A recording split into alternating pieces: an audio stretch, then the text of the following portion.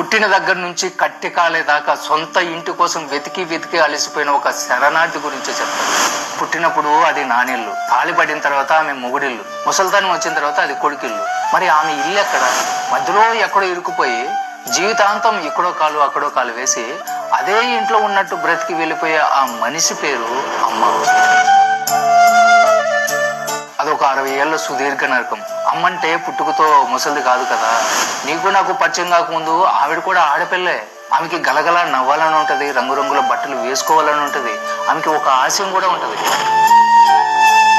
కానీ పెళ్లి అని ముడిపడిన తర్వాత ఆ అమ్మాయి చచ్చిపోతుంది. ఆ శవం మీద ఒక భార్య పుడుతుంది. ఆమె ఇంటి పేరు పోతుంది, గోత్రము మారిపోతుంది. చివరికి ఐడెంటిటీ కూడా భర్త పాదాల దగ్గర తాకట్టు పెడుతుంది. అప్పటిదాకా నా ఇష్టం అనుకున్న ఆడపిల్ల అప్పటి నుంచి ఆయన గారి ఇష్టం, అత్తగారి ఇష్టం అని బ్రతకడం మొదలు పెడుతుంది.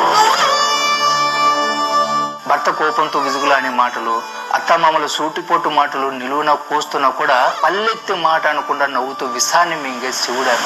జీతం అడగని పని మనిషి, సెలవు అడగని కూలి, పడక గదిలో భర్తకి అలసట తీర్చే ఒక బానిస. ఆ తర్వాత మనం పుట్టాం. ఆ రోజే ఆమె తన శరీరాన్ని మన పేరు మీద రాసి చేసింది. నువ్వు కడుపులో పడగానే ఆవిడికి ఆకలి వేసినా కూడా తినలేదు, అనారోగ్యం వచ్చినా కూడా మందు వేసుకోలేదు. నిజం చెప్పాలంటే ఆమెని కొంచెం కొంచెం నమిలితుంటూ పెరిగిన నరమాంస భక్షకులం మనం పెరిగే కొద్దీ ఆమె ఆయుస్సు అమాంతం హారతి కర్పూరంలా తగ్గిపోతూ ఉంటుంది. మనమే సిగరెట్ లాగా కాల్చి పీలుస్తా ఉంటాం. కట్ చేస్తే కొడుకు పెళ్ళైపోతుంది.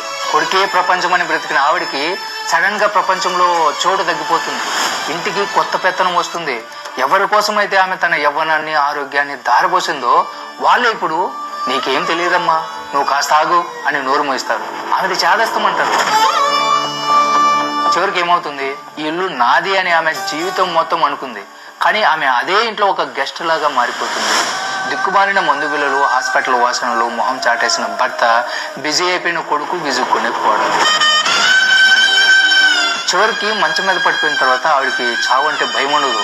నేను ఎవరికి బరువు కాకూడదు అన్న బాధ ఎక్కువగా ఉంటుంది. ఏ మంచం మీద అయితే నిన్ను కని పాలిచ్చిందో అదే మంచం మీద ఎండిపోయిన చర్మంతో, మసగబారిన చూపుతో ప్రాణం వదిలేస్తుంది.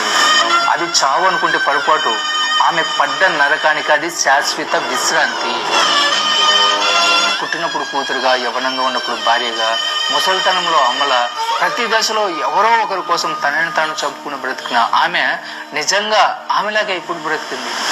మనం రాసిచ్చిన ఆ దరిద్రమైన స్క్రిప్ట్ లో అద్భుతంగా నటించి చివరాఖరుకు చప్పట్లు కూడా దక్కించుకొని ఓడిపోయిన ఒక గొప్ప కళాకారిణి ఆమె.